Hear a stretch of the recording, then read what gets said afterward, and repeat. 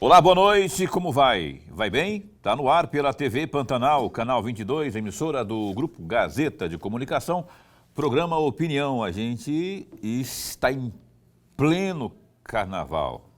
É segunda-feira, 3 de março de 2025.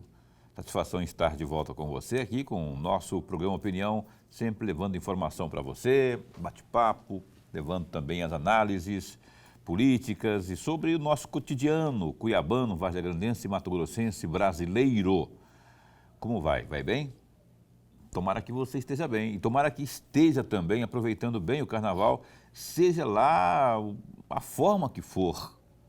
Muita gente opta por ficar em casa, opta por um retiro espiritual ou alguma coisa do tipo, não é? Para fugir um pouco aqui da zona urbana. Enfim, seja lá qual for o seu destino, qual for a sua opção, muito obrigado. Curta bastante. Se você está assistindo a gente, obrigado pela companhia. E Opinião segue, né, mesmo em feriado e tudo, a gente segue trabalhando com você e por você principalmente, né? Com você porque você sempre ajuda a gente a fazer o programa Opinião de um jeito ou de outro, interagindo, opinando, enfim. E a gente curte também a sua companhia, onde quer que você se encontre. Valeu? Então, segunda-feira, o dia 3 de março, e é um mês muito importante, o mês de março, além do que é o mês da mulher, né? Se bem que todo mês para mim é da mulher. Mas esse foi tirado especialmente para a gente reverenciar as nossas damas, não é? Professor Lorenberg, como vai? Vai bem? Boa noite. Muito bem, Paulo, muito bem. Boa noite, Paulo Coelho, e um grande abraço. Mas um grande abraço mesmo a todos os nossos telespectadores, a razão maior do nosso programa.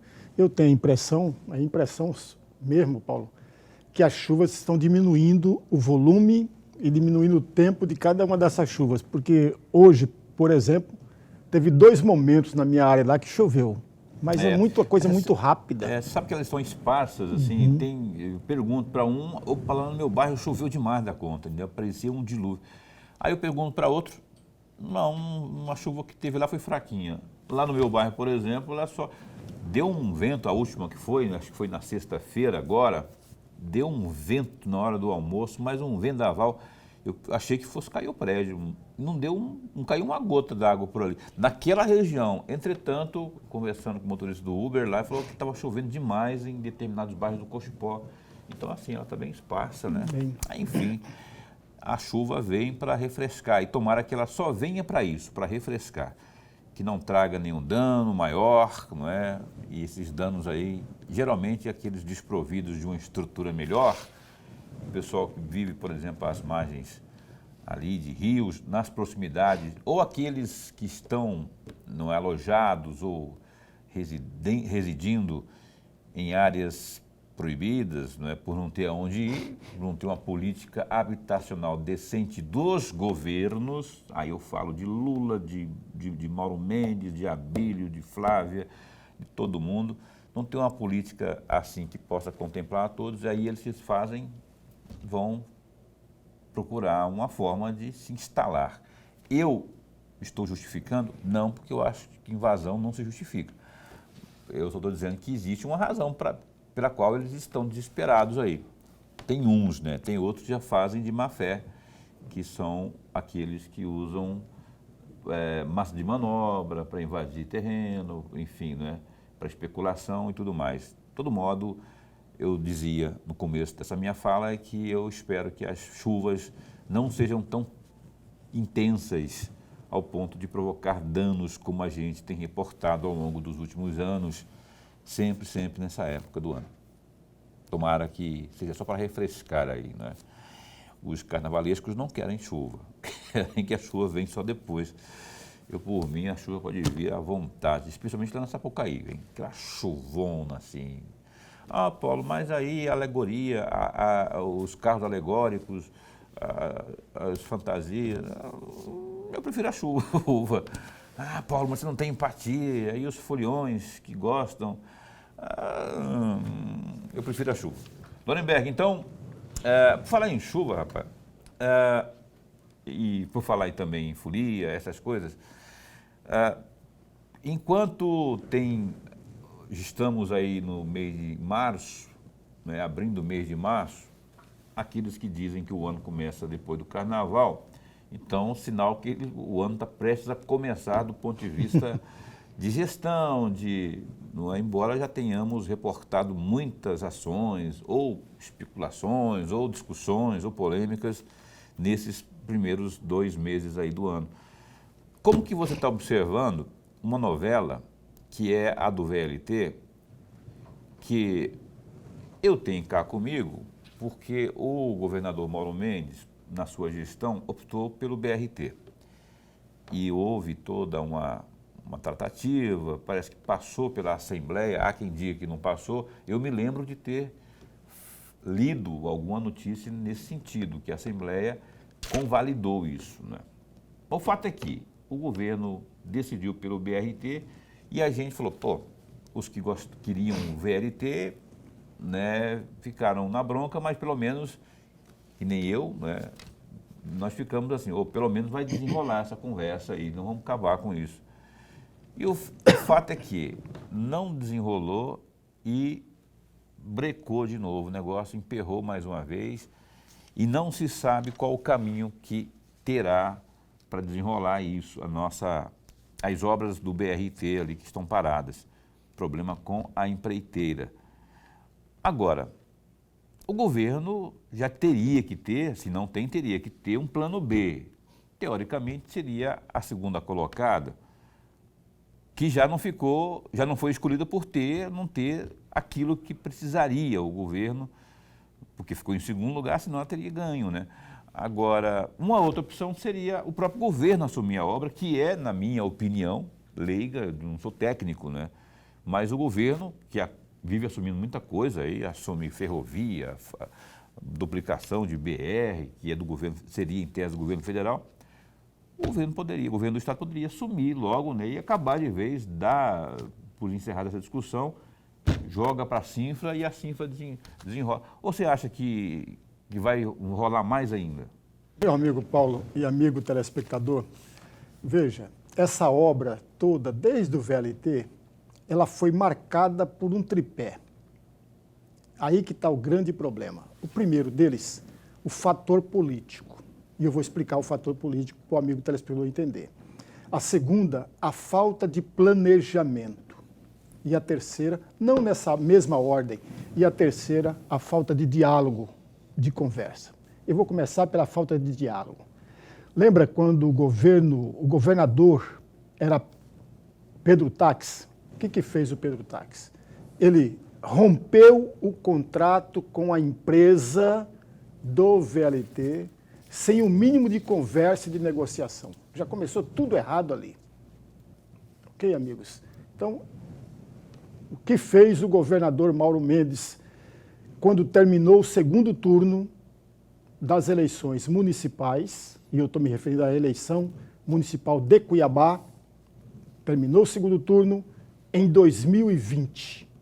Ele decidiu, claro, é o papel dele, a obra é dele, a obra é do governo, e o governo agiu trocando o VLT pelo BRT.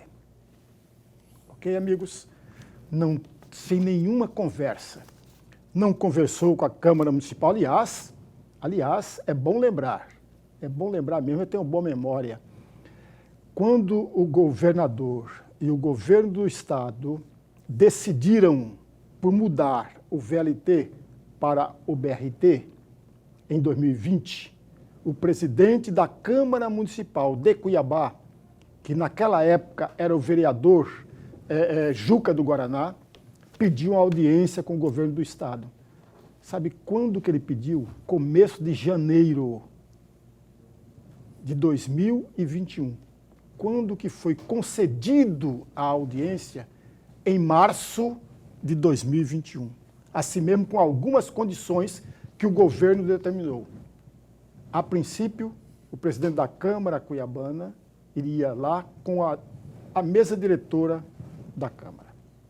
Aí depois, com mexe daqui, mexe dali, acrescentou mais alguns vereadores. O governo falou, não. Eu quero esse vereador e esse vereador. Deu uma lista.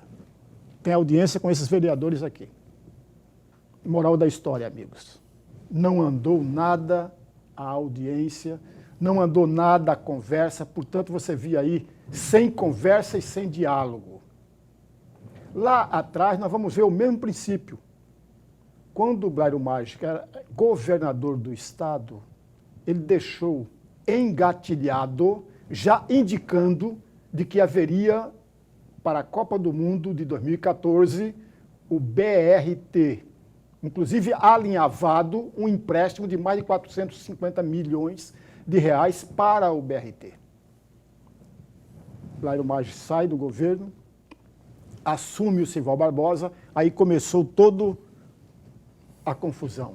E uma confusão que começou na Assembleia Legislativa, onde o Zé Riva liderou o movimento pró-VLT. Exatamente. Lembra? Tem uma foto histórica, amigos. 5 personagens mato-grossenses, naquela época, na cidade do Porto. Segundo a comissão, esse grupo de 5, curiosamente, não tinha nenhum técnico. Era o governador Sival Barbosa, o Riva, o Éder Moraes, Maluf e o Sérgio Ricardo. 5 personagens naquele instante, com uma foto bem grande. Curiosamente, nenhum deles entende coisa alguma de infraestrutura, coisa alguma de BRT ou de VLT. Nem engenheiro tinha ali, né? Nada. Na verdade, eles foram fazer turismo lá. Talvez eles não tenham conhecido a cidade do Porto. Quer dizer, uma viagem, gastaram dinheiro público sem para nada. Tudo mesmo para fazer uma propaganda, sem conversa, sem nada. Mudou o BRT para o VLT. Sem planejamento, amigos. Sem planejamento. Entendeu agora porque a falta do diálogo aí? Muda para o BRT. Não convida, para o VLT, melhor dizendo, não convida o prefeito de Várzea Grande, que na época era a dona Lucimar Campos. Não convida o prefeito de Cuiabá, que era o Galinho. O que era o... Não, depois, porque o Galinho daí vem assumir o Mauro Mendes. O Mauro Mendes. Depois vem o Emanuel Pinheiro. Não convida o prefeito. Aliás, o prefeito não tem que ser convidado, não. Ele tem que manifestar. Eu quero, a cidade é minha. Até porque vai passar pela cidade dele. Pela cidade dele. Ele tem que se manifestar. Nem o Wallace Guimarães e nem a dona Lucimar foram convidadas e obrigaram o governo a convidá-las. O papel delas foi, não, a cidade eu que administro, portanto eu quero participar da discussão. Não participou. Aqui, num primeiro momento, o Galindo, depois o Mauro Mendes. E depois o Manuel Pinheiro. Nenhum deles foram. Aliás, o Manuel Pinheiro, como era deputado, ele era o presidente de uma comissão para fiscalização do VLT. Também não resolveu coisa nenhuma. A falta de diálogo, a falta de interesse todo. Ok, amigos? A questão política era muito mais um embate entre 2 grupos políticos, que começou lá atrás, com o grupo político do Blairo Maggi, com o grupo político do Sival Barbosa, que são grupos diferentes. São grupos completamente... Estou falando de grupos políticos e não de partidos políticos. Ainda que o Sival fosse vice-governador, juntamente com o Blairo, eles não pertenciam ao mesmo grupo político. Então, o embate entre esses 2 grupos políticos, essa queda de braço que levou também à mudança do BRT para o VLT. Mas havia respeito ali, Leuenberger. Eu não queria nem fazer esse parênteses aí, para não perder o foco do VLT e BRT, mas porque senão não haveria ou não teria havido a transição, não teria havido o acordo para o Blairo sair e deixar o Silval com mais 8 meses ali e depois candidato à reeleição, não é? Sem dúvida, você está certo. Aliás, o Sival Barbosa era presidente da Assembleia Legislativa, lembra disso? Sim. Como ele era o presidente da Assembleia Legislativa e um grande parceiro do governo do Estado, foi isso que guindou ele para a candidatura a vice-governador.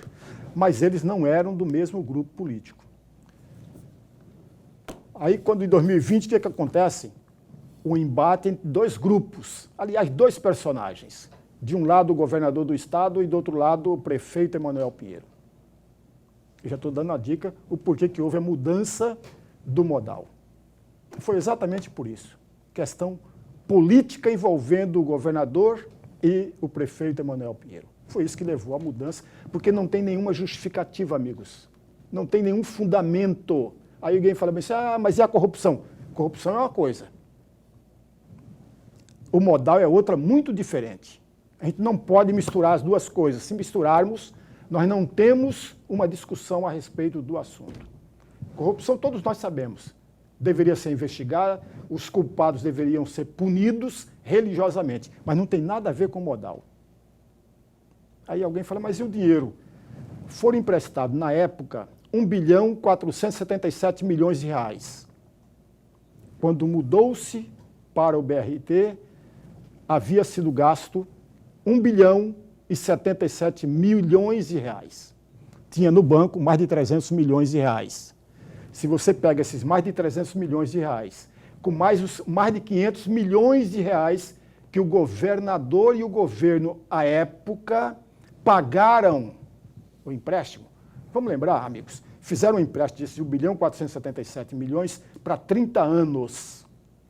Desde o governo Pedro Taques já estava começando a pagar o empréstimo. Então já tinha pago alguns meses, se não mais de anos, aliás, mais de ano. Restava uma grana, porque eram 30 anos. O que o governo fez à época?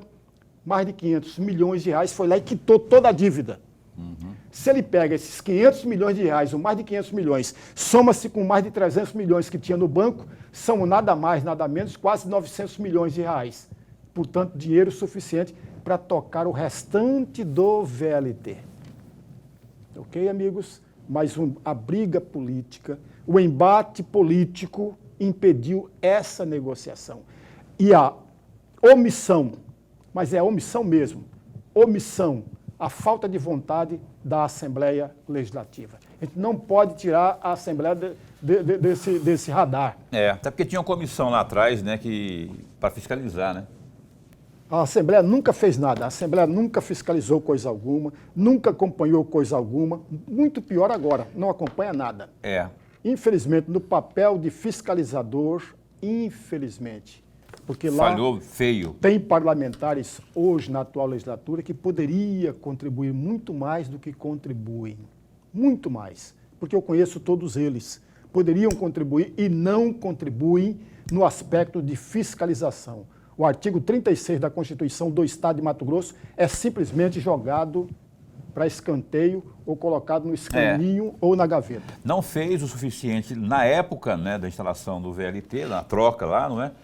E depois que se escolheu um ou escolheu o outro, também falhou de continuar fiscalizando. Precisaria muito do Poder Legislativo com suas ações de fiscalização, que é um dos papéis do parlamentar, do parlamento, que é fiscalizar. E aí ficou. O Tribunal de Contas fez um trabalho mais minucioso, mais do ponto de vista de fiscalização, do que a própria Assembleia.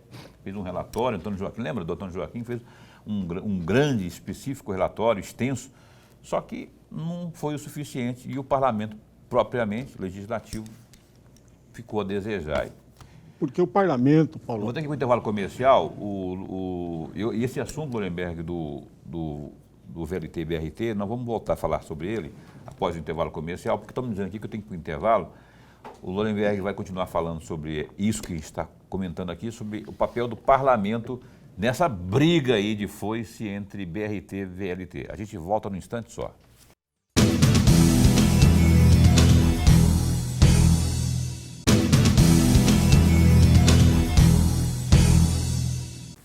Voltou? Voltou. Opa, estamos de volta aqui.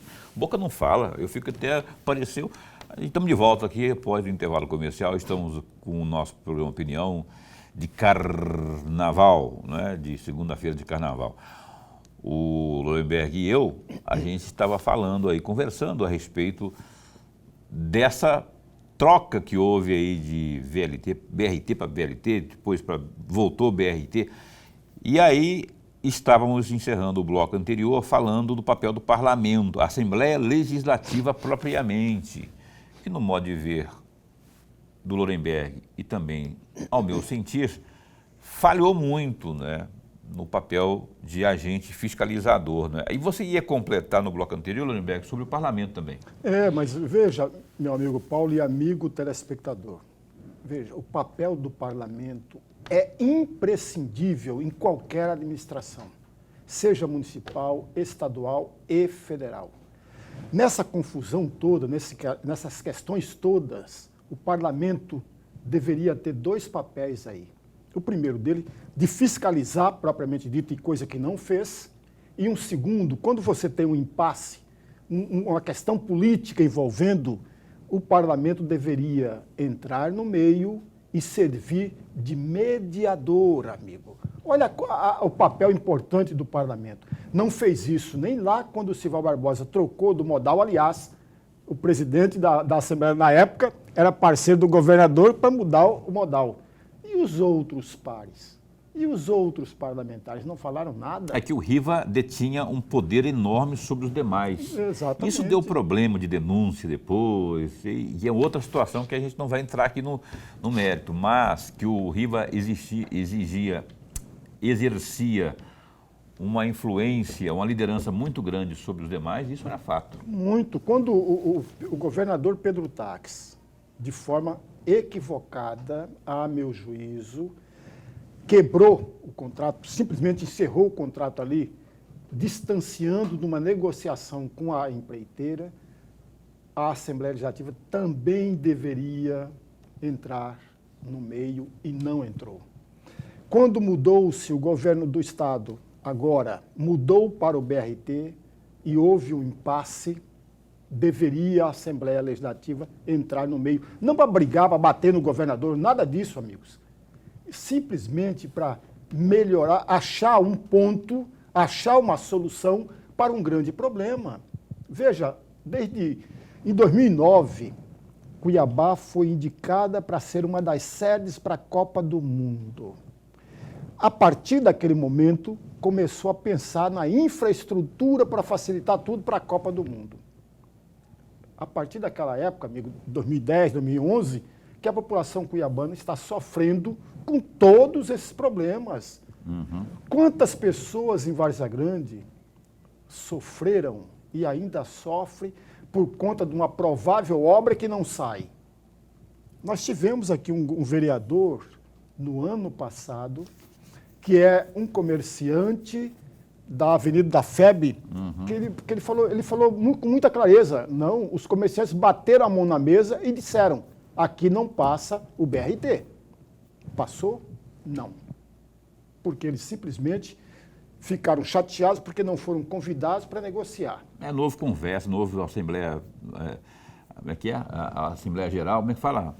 Quando se ouve as pessoas lá, que eles têm que ouvir as pessoas lá. Audiência pública, não houve. É aí que entra, amigo. Se você tem de um lado, não se manifesta para conversar, e do outro lado, muito menos, quem que pode fazer essa ponte? O Poder Legislativo. O Poder Legislativo fala, peraí, vamos devagar. Vamos chamar os comerciantes da Avenida da FEB, vamos chamar as pessoas interessadas, vamos fazer aqui uma reunião grande, chamam o secretário de governo, chamam o representante do governo. Chama as duas câmaras municipais. Chama todo mundo para conversar, amigos, para não ter os problemas que tivemos. Quantas pessoas morreram por conta dessa obra em Várzea Grande? Nossa, na Avenida da FEB, então, foram vários. Tudo isso são perdas, amigos, você não pode perder de vista. Quanto de prejuízo os comerciantes estão tendo agora na avenida do CPA. E terão ainda mais. Porque o mais difícil da obra, eu não sou engenheiro, o Paulo também não é, mas nós imaginamos, nós não somos bobo. Nós imaginamos que a parte mais difícil de uma obra do BRT ou do VLT ainda está por vir, que é chegar exatamente no prainha ali, naquela parte onde o prainha, que não é mais prainha, é um esgoto, passa por baixo.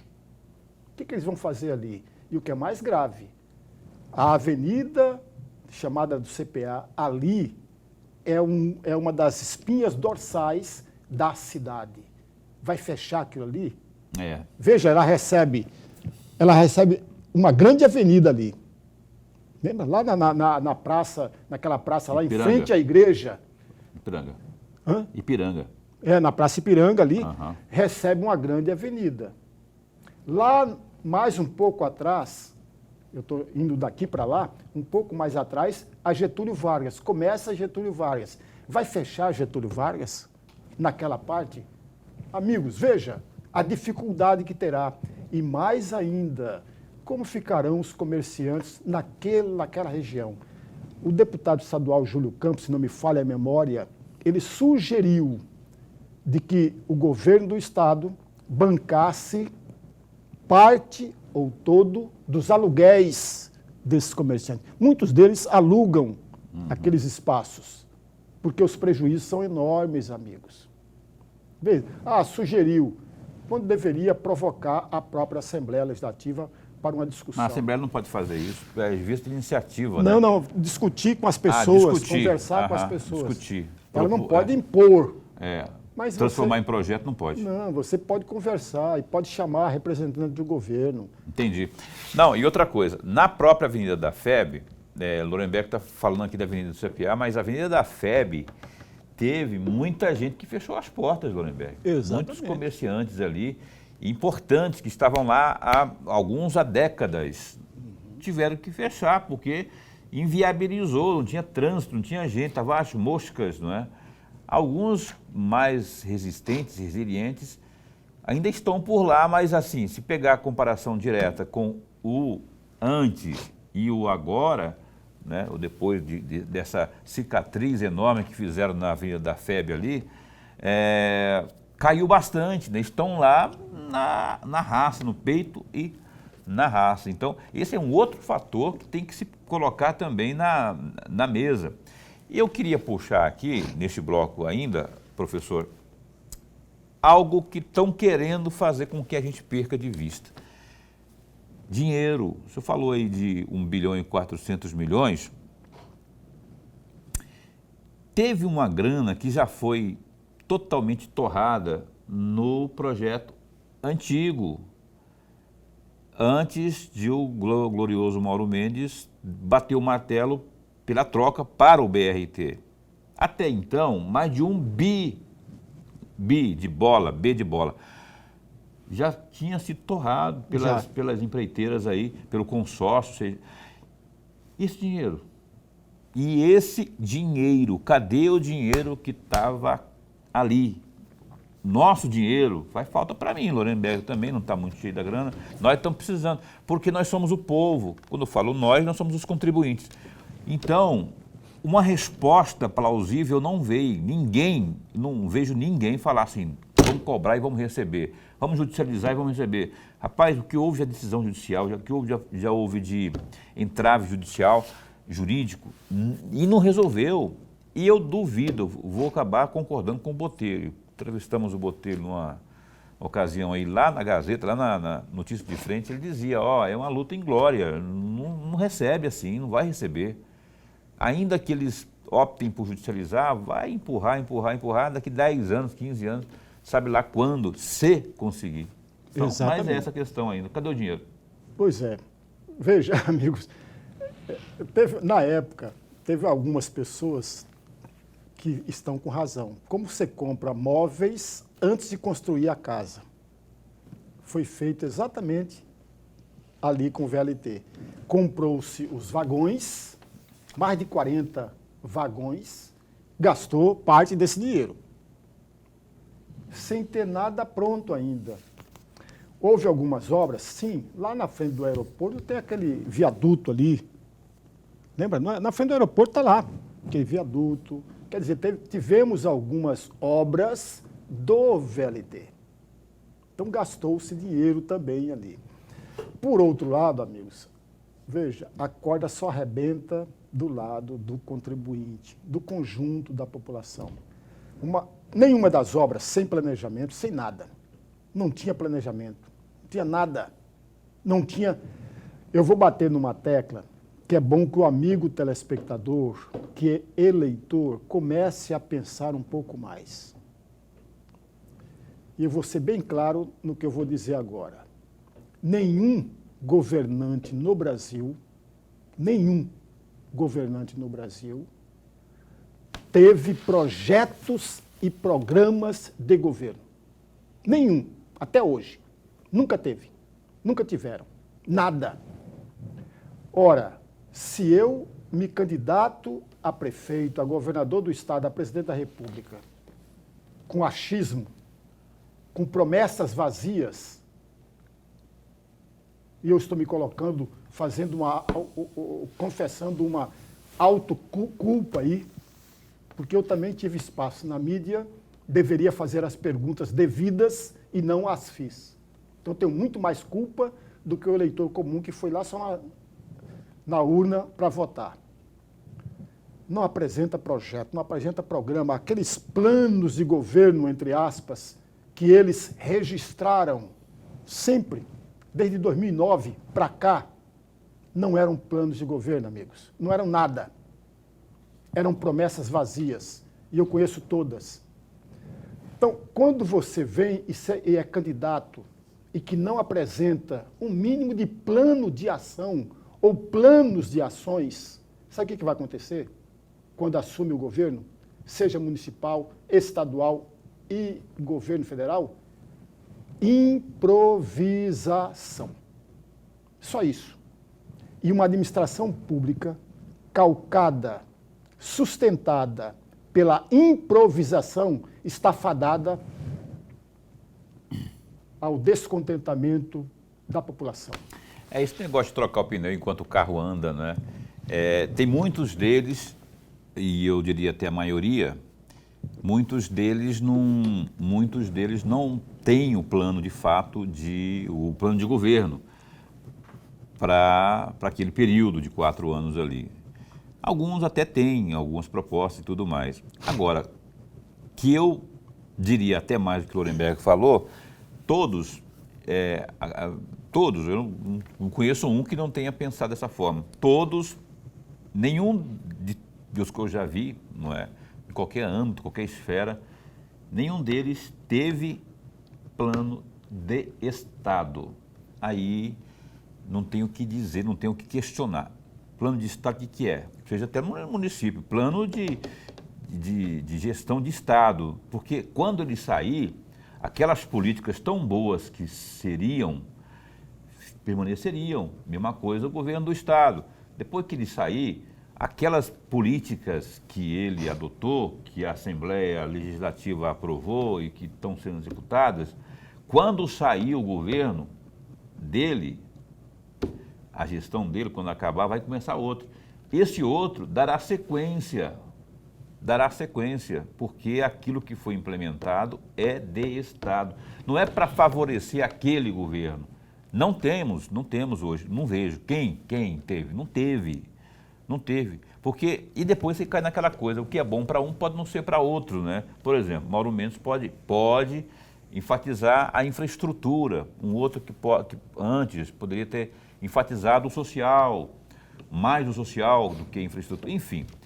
Então, assim, se houvesse linearmente uma concepção, um entendimento de que governa-se dessa forma, não é?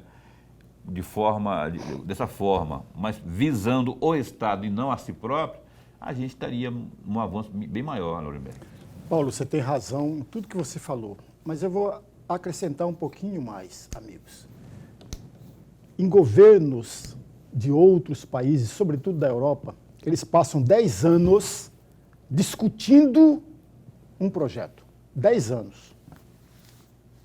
Depois que discutiu todo 10 anos, quando vem para fazer, faz com 1, 2, 3 anos. No Brasil é o contrário. Não se discute coisa nenhuma e passa 10, 15, 20 anos com algo que eles estavam fazendo e sem planejamento, como é o VLT agora. É assim que dá o Brasil. Falta de responsabilidade política, falta de responsabilidade, tudo.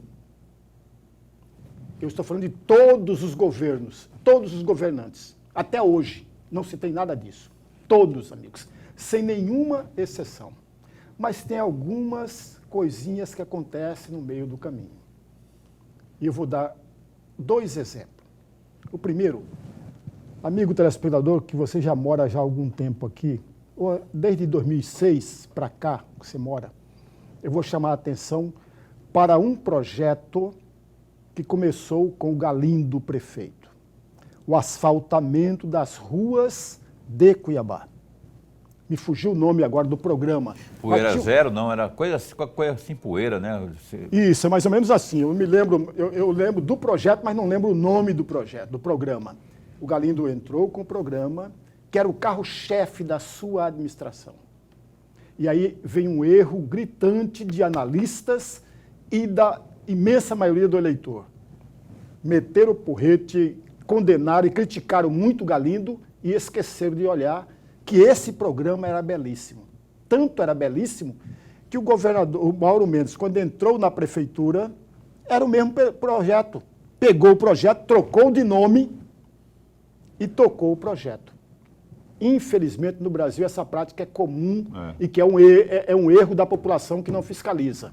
Você tem um projeto belíssimo, entra um governo que é de um outro grupo, de um outro partido, muda o nome para dizer que foi dele e toca. Um outro exemplo, na mesma infraestrutura.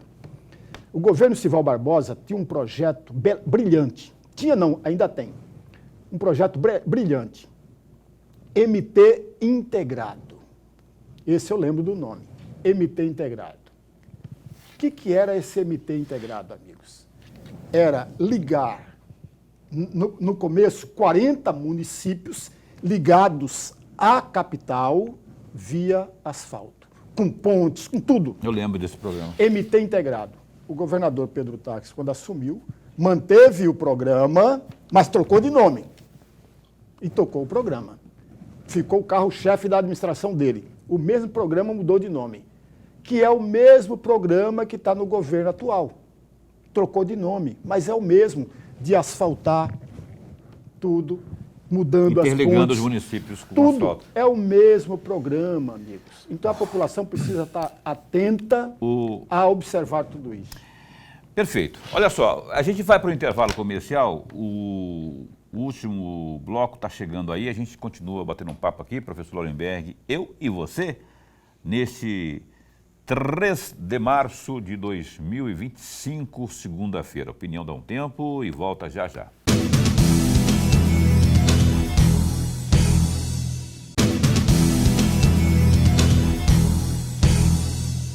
Ok, a gente retoma aqui o programa Opinião nesta segunda, 3 de março, o mês das mulheres. Essas maravilhosas damas que existem, que seria de nós sem elas, não é?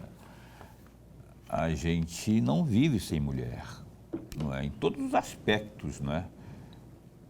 Então, parabéns às mulheres que eu conheço, as que eu não conheço, as que nos assistem, as que não nos assistem, as mães, as avós, as tias, as beldades, as donzelas, enfim, todas que estão aí, as evangélicas, as católicas, as protestantes, enfim, todas que estão aí, parabéns sempre pela existência de vocês. E estamos juntos, viu? Esse programa, o programa Opinião, segue atento, de antenas a postos, não é?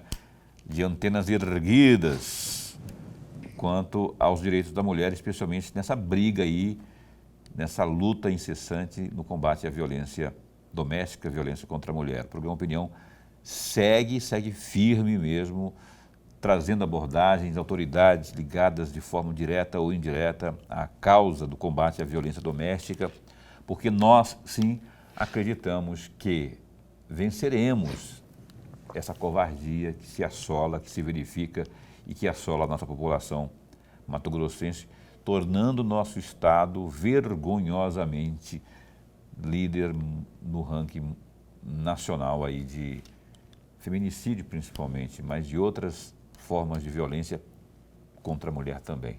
Então, conte com a gente aqui sempre, viu? O programa Opinião segue. O programa Opinião no mês que vem completa aí 5 anos, né? E são 5 anos aí com essa mesma pegada aí, que a gente não desistir não está no nosso radar. O professor Lorenberg e eu conversamos aí, debatemos aqui nos 2 primeiros blocos aí sobre a questão de BRT, VLT, esse imbróglio que está cicatrizado na Avenida do CPA e Avenida da FEB, não há uma posição do governo ainda, né? Teve reunião na semana que passou, mas não se chegou a lugar nenhum, porque ainda não se sabe se chamará a segunda colocada ou se fará aquilo que, na minha opinião, seria o melhor caminho, o próprio governo assumir as obras, não é? Por meio da Cinfra ou da MT Par, que é MT Participações, que inclusive deu um jeito lá para a BR-163, da duplicação lá na Rota do Oeste. Por que não pode dar um jeito nesse assunto aqui, não é? Então eu estou muito crente, muito confiante que saia daí, por esse caminho aí, essa solução aí, não é? Para que até porque se chama segunda colocada, ela fatalmente ela buscará atualizar os valores. Agora você imagina, não é? Em tempos de inflação, onde as coisas estão subindo direto. Imagina hoje agregar valor propriamente, né, naquilo que já foi contratualizado, Lorenberg. Eu acho que ficaria muito mais... Você não acha, eu te perguntei isso no primeiro bloco, você não respondeu. Você não acha que a própria Cinfra conseguiria dar recado, dar o recado que a gente precisa, ou seja, dar encaminhamento às obras até finalizá-las? Paulo, eu ouvi, nós já ouvimos isso aqui no programa, de 3 possibilidades, ou 3 alternativas. Aquelas empresas, porque nós temos um consórcio que está na BR-163, né? Nova Rota do Oeste. Então, é um consórcio ali. Essas empresas que estão ali na Rota do Oeste, ou naquele trecho 163, pudessem subdividir e vir tocar a obra. Seria uma alternativa. E que parece-me que tem maior experiência nisso e poderia agilizar e avançar com a obra. A segunda, a própria Cinfra tocar. A própria Cinfra tocar. E uma terceira alternativa seria chamar a segunda empresa ou fazer um outro edital. Fazer um outro edital demoraria aí no mínimo 8, 9 meses ou praticamente um ano. Quer dizer, vai empurrar para frente uma obra. Eu, particularmente, independentemente da alternativa tomada pelo governador e pelo governo do Estado, seja pela Cinfra, seja por uma outra empresa, seja por empresa que está tocando o 63, de qualquer modo, vai sim atrasar as obras. Não importa qual seja. Por uma razão muito simples, amigos. Não existe projeto para a obra. Lembra da queda de braços, depois que mudou o VLT para o BRT, a queda de braços entre o governo do Estado e a Prefeitura? Tem uma lei municipal que obriga qualquer obra que venha fazer na cidade, seja federal ou estadual, a apresentar à Prefeitura projetos, a apresentar a licença ambiental, tudo isso para a Prefeitura.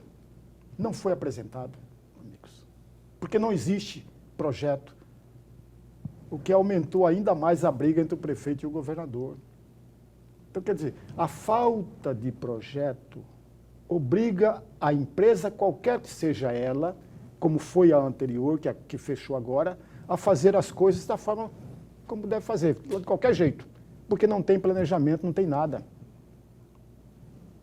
Vamos ter aí 2025, que a obra não vai sair, 2026, que a obra também não vai sair. Aí que está o X de onde eu quero chegar, para onde eu quero ir. Aliás, a propósito, antes de partir para o próximo ponto, que vai ter sequência nisso que a gente está conversando aqui, o Emanuel Pinheiro, prefeito, estava certo em exigir o projeto, como o Lorenberg falou, estava certo. Agora, tinha culpa até a tampa pelo estado onde se encontravam e se encontram as coisas hoje, porque foi falado aqui. O Emanuel Pinheiro, junto com o Éder Moraes, com o Silvio Alba, esse pessoal era Riva, não é? Esse pessoal estava envolvido no processo VLT, pró-VLT. E o Emanuel, em especial, como dissemos aqui, Lorenberg lembrou, ele era presidente da comissão fiscalizadora das obras da Copa, lá quando ele era deputado estadual. Então, muita coisa, se não foi tomada providência lá atrás, foi porque não houve eficiência desta comissão e, como o Lorenberg muito bem disse aqui, da Assembleia Legislativa, que falhou no fator fiscalização. Ponto. Chegar a algum acordo, alguma conclusão, a gente não vai chegar aqui porque as obras estão paradas, aí como a gente vai fazer o quê? Torcer para o governo, para que o governo do Estado tome a melhor decisão possível, MTPAR, Sinfra, a segunda colocada, mas que tome e que leve até o final. Não é? Ponto. A partir daí, Lorenberg, eu tenho pouco tempo, nós temos pouco tempo neste bloco ainda, eu queria uma análise sua, politizando a conversa agora.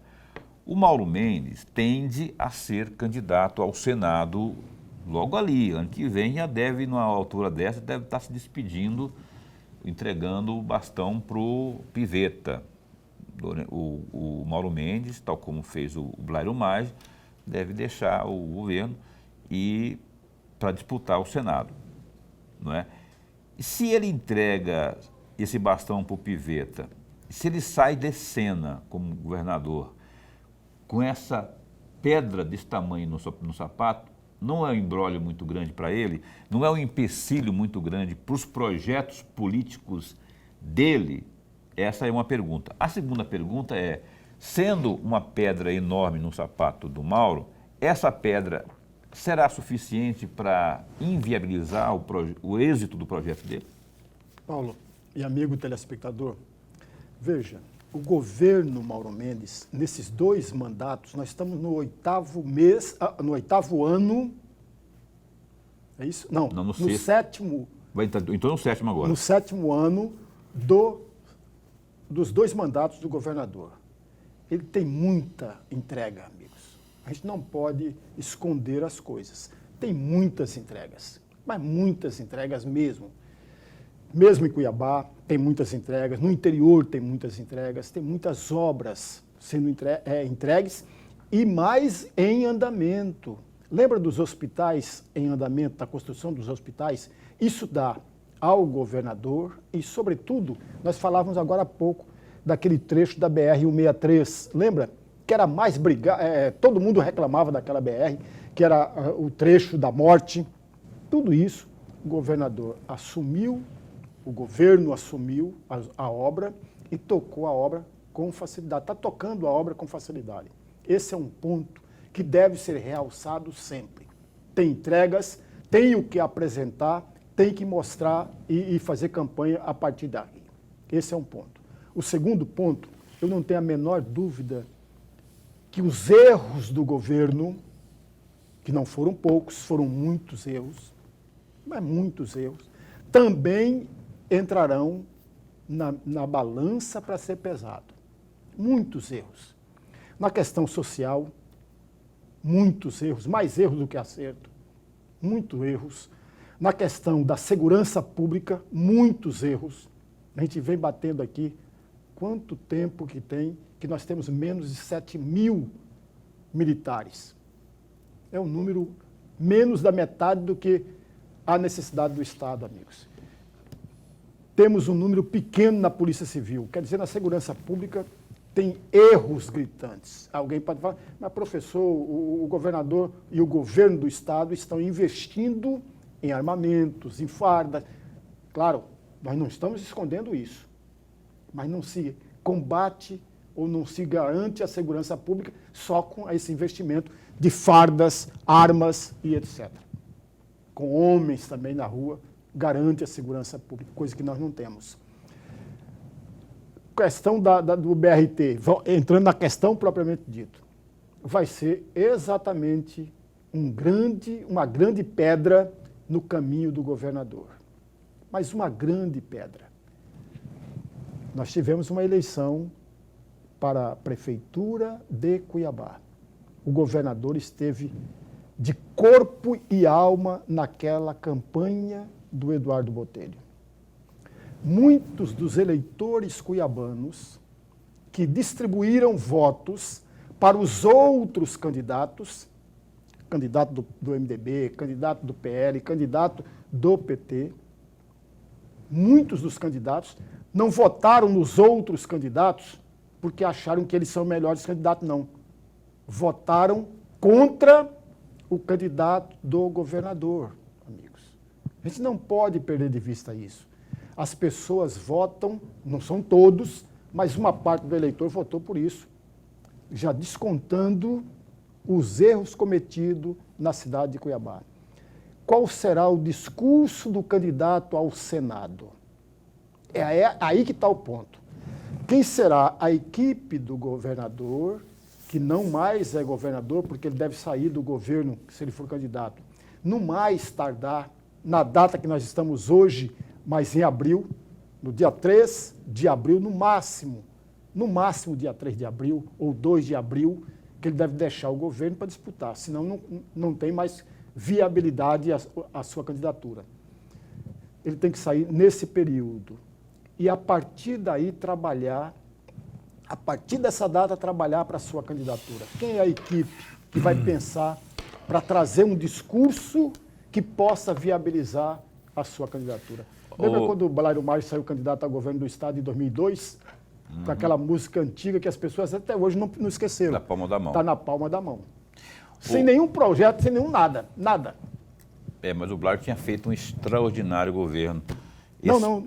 Na primeira vez que ele saiu candidato a governador. Na primeira? Na primeira, em 2002. Lá em 2002 ainda, você está falando, né? Lorenberg, eu vou concordar com grande parte do que você disse, vou discordar de outras, mas assim, o Mauro Mendes, concordo que ele está fazendo um bom governo, não é? Fez muitas entregas, eu acho que na área social também acho que está fazendo muitas entregas, tem um trabalho muito denso, profícuo, um conteúdo significativo aí que está sendo desenvolvido na parte social do Estado, não é? Tá aquilo que a gente gostaria que estivesse, não é? As 1000 maravilhas e tal, não está ainda, mas tem um trabalho muito sério sendo feito, inclusive a própria primeira-dama, a primeira-dama, dona Virgínia, que inclusive falei com ela outro dia, ela disse que vem agora em março aqui ao programa também, ela tem, ainda que não ocupe cargo na gestão, ela que coordena essa parte social aí. E tem muita coisa, muito trabalho sério sendo desenvolvido aí. Acho que pode ser aprimorado ainda mais, especialmente do ponto de vista de qualificação, desemprego. O Estado é um dos menores índices de desemprego do país. Isso é importante. Não quer dizer que não tenha desemprego, mas há que se entrar de corpo e alma, de cabeça mais profundamente nessa parte social. Só para fazer um registro, porque Lorenberg acha que, na opinião do Lorenberg, essa parte é uma área falha, não é? Ainda que tenha alguns resultados entregues. Acho que tem sido feito um trabalho muito bom, talvez isso acredite ao glorioso Mauro Mendes uma envergadura boa para ir até o final e para capitalizar isso como candidato ao Senado. E acho que nós teremos aí para frente tem que ter uma engenharia política de grupo para ver quem vai com um, quem vai com o outro, né? Eu acho que o problema do Mauro vai estar aí, Lorenberg. Eu queria que você fizesse esse arremate final aí em 1 minuto, porque é o tempo que nós temos para encerrar o programa, sobre esse arremate político aí, porque é muita gente circulando ao redor de 2 cadeiras. É muita gente para pouco tempo que nós temos, amigos. Porque, veja, a grosso modo, nós estamos falando no olhar de hoje, pode ser que o ano que vem isso tudo já tenha mudado. Veja, você tem dentro do PL provavelmente uma candidatura ao governo do Estado e uma candidatura ao Senado. Okay? Vamos imaginar, hipoteticamente, que o Wellington e o Balbinotti desistam de ser candidato por uma questão de aliança com o grupo do governador Mauro Mendes. Imaginemos essa possibilidade. Então, o PL entra com a candidatura ao Senado, que é o Medeiros, soma-se a candidatura ao Senado, que é do Mauro Mendes, portanto, ali você tem uma aliança na majoritária, para apoiar a candidatura do Otaviano Pivetta ao governo do Estado, que lá no Republicano. Ok, amigos? Imaginemos essa possibilidade. Isso pode acontecer? Claro que pode. Mas como ficará o Jaime Campos? Como que ficará? Cadeiras são poucas, vagas são poucas. Entendeu? O Jaime Campos não será candidato a Ou ele vice-governador. recua para federal também, pode ser uma das... O que é improvável. É improvável que venha acontecer isso. Nós não temos mais tempo, a gente queria continuar aqui conversando com você sobre esse cenário, até porque é um cenário que nem nuvem, né? Diria lá Ulisses Guimarães. Muda o tempo todo, vamos estar sempre falando sobre isso aqui. Lorenberg, hoje é segunda, amanhã é terça. Eu não sei se vai ter, tem que depender da programação da rede. Se não tiver na terça, na quarta, a gente vai estar por aqui. Chamou, a gente vem, porque tem essa questão da programação do Carnaval. A Rede TV tem uma programação lá exclusiva, então ela pode, não é, usar o horário para suas transmissões. O fato é que nós estamos aqui sempre a postos para bem informar. Um abraço, até a próxima. Até a próxima, até amanhã. Até amanhã, a hora até que chamar. Depois da manhã. A hora que chamar, a gente vem, não é? É isso, gente. Se cuida, fica bem, bom carnaval, aproveite com juízo, com prudência e parcimônia. Não vai beber demais, não vai correr demais, não vai aprontar. Faça tudo com sabedoria, com alegria, não é? E pela paz também. Fica bem, fica com Deus também.